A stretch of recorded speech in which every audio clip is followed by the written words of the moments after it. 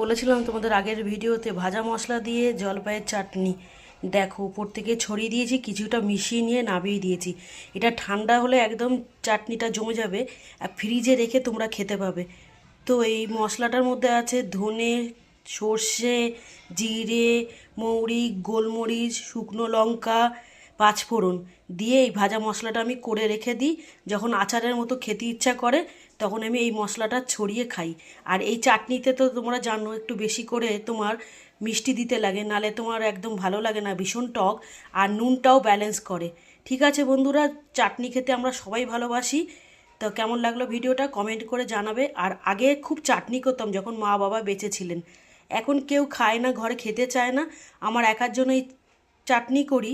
আর আচার খেলে খুব অম্বল হয়, তো চাটনিটাই ভালো লাগে শেষ পাতে। ঠিক আছে, কমেন্ট লাইক করে দিও, রেসিপিগুলো ভালো লাগে সাবস্ক্রাইব করে পাশে থেকো। টাটা, দেখাবে অন্য কোনো ভিডিওতে অন্য কোনো রেসিপি নিয়ে।